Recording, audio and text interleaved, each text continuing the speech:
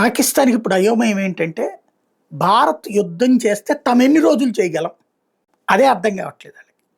ఇప్పటిదాకా జరిగిన ప్రతి యుద్ధంలోనూ ఓటమి తప్ప విజయం అంచులకు కూడా రాలేదు పాకిస్తాన్. చిట్ట చివరి నిమిషంలో ఓడిపోవడం కాదు. ఓటమి అంచులలో నిరంతరం ఉంటుందది. కార్గిల్ సందర్భంలో జరిగింది చూశారు. అంతకుముందు బంగ్లాదేశ్ సందర్భంలో చూశారు. 65లో చూశారు. ఎప్పుడు చూసినా ఓటమి పాలవుతానే ఉంది. కాకపోతే సలామీ స్లైస్ టైప్‌లో కాశ్మీర్‌లో మాత్రం కొంత భూభాగాన్ని స్వాధీనం చేసుకుంది.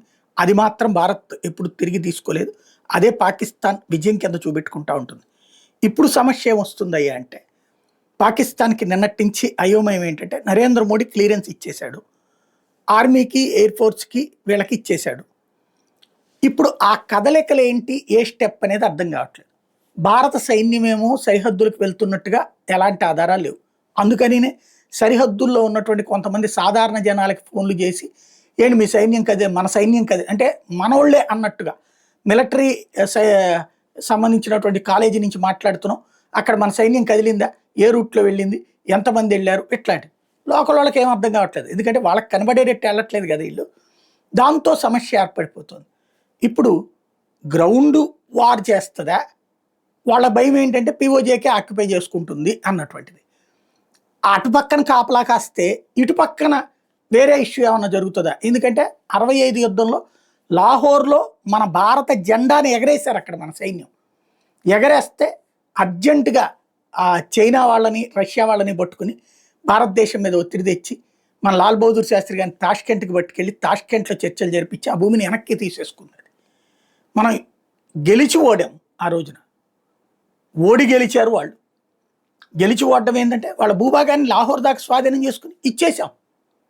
అదే సందర్భంలో వాడు మాత్రం మనకు సంబంధించినటువంటి వాళ్ళని పట్టుకున్న వాళ్ళని అప్పుడు ఇవ్వాలి, తర్వాత నిదానంగా వదిలిపెట్టినట్టు.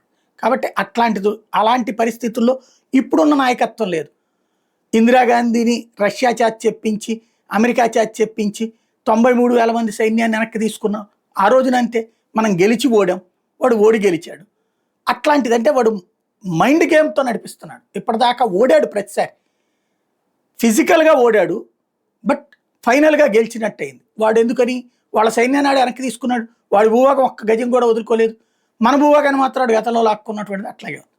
ఇప్పుడు అట్లాంటి నాయకత్వం కాదు. క్రిందటిసారి చూశారు పీఓజేకేలోకి వెళ్ళి కొట్టింది దెబ్బ. అదే సందర్భంలో పాకిస్తాన్ బోర్డర్ లోపలికి వెళ్ళి కొట్టింది దెబ్బ. ఈ దఫా ఏం జరుగుతుంది? మోడీ వచ్చినప్పటి నుంచి పాకిస్తాన్ పాలకులకి నిద్ర పట్టట్లేదు. ఎందుకయ్యా అంటే, విజయం అని వాళ్ళ దేశంలో చెప్పుకుందామన్నా కుదరని రోజులు. పాత రోజుల్లో అయితే వాళ్ళు చెప్పిందే నిజం. ఇవాళ రోజున మీడియా, సోషల్ మీడియా యుగం.